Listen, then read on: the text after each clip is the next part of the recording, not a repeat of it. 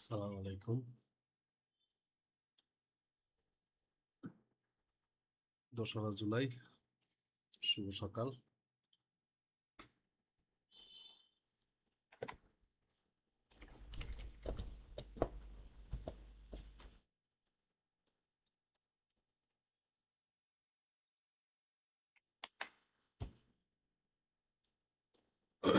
Gold accumulation শুরু করছে এখানে। অতএব আশা করা যায় খুব লম্বা মুভ আসতেছে। লম্বা মুভ নিচের দিকে হওয়ার সম্ভাবনা কম, কারণ গোল্ডের মতো একটা হাই ভ্যালু কমোডিটি এত মানে আরো নিচে যাবে সম্ভাবনা কম। তারপরেও গেলে কিছু করার নাই, কারণ যেহেতু সে ৫,৬০০ থেকে ৩,৯০০ পর্যন্ত নামতে পারছে, আর 400 নামতে তো দোষের কিছু দেখি না।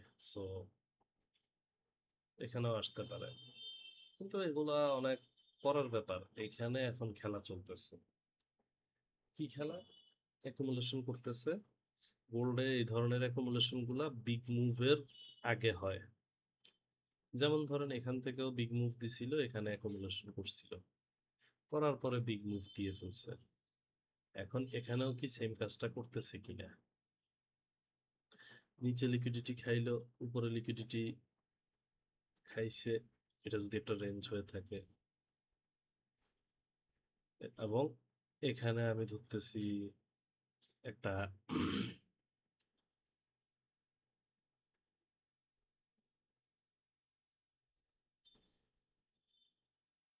টার্গেট, যে এখানে প্রাইস যেতে পারে, আবার নাও যেতে পারে। এইখানে একটা এফভিজি ফিল করছে,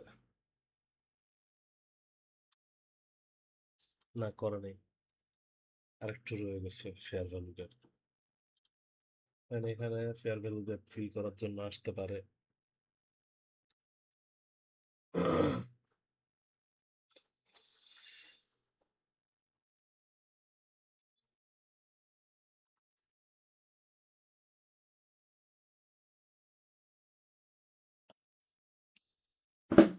রিসেন্টলি গোল্ডের রিয়াকশন গুলো যদি দেখি, এটা একটা ফ্লিপ জোন, এটা একটা সাপ্লাই জোন, এখান থেকে সেলে গেছে। এটা ভবিষ্যতে এসে আবার সাপ্লাই জোন হিসেবে কাজ করছে, এটা ডিমান্ড জোন হিসেবে কাজ করছে। এখান থেকে প্রাইস আবার উপরে গেছে। সো সাপ্লাই সাপ্লাই ডিমান্ড হয়ে গেছে। এই ডিমান্ডে এসে কিছুক্ষণ উনাপানা করছে প্রাইস, তারপরে আবার ড্রপ দিছে। ড্রপ দিয়ে ফিউচারে এসে আবার এটাকে সাপ্লাই হিসেবে রেসপেক্ট করছে।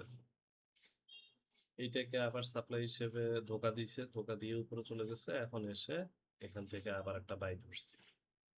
তো এই জোনটা মানে রিঅ্যাকশন দিতেছে প্রচুর, সাপ্লাই ডিমান্ড রিঅ্যাকশন দিতেছে প্রচুর। এটা বুলিশে যাচ্ছে। এখন টার্গেট কতটুকু? এটা একটা টার্গেট হইতে পারে, আবার এটা একটা টার্গেট হইতে পারে। এটা একটা সেল শুরু হইছে প্লাস রেজিস্ট্যান্স, আর এটা একটা টার্গেট হইতে পারে। এখান থেকেও একটা সেল আসতে পারে। তো এখানে রিঅ্যাকশন দেখে রিঅ্যাক্ট করতে হবে। এখান থেকে যে সেলটা ধরবো, সেটা অ্যাটলিস্ট এতটুকু পর্যন্ত ধরবো ইনশাআল্লাহ। ঠিক আছে। আর নিচে যদি আসে তাহলে এখান থেকে বাই খুঁজবো, অথবা এখান থেকে, অথবা এটা গ্র্যাব করার জন্য ওয়েট করব।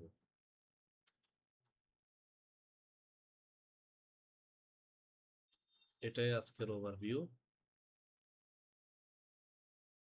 আল্লাহ হাফেজ। আসসালাম।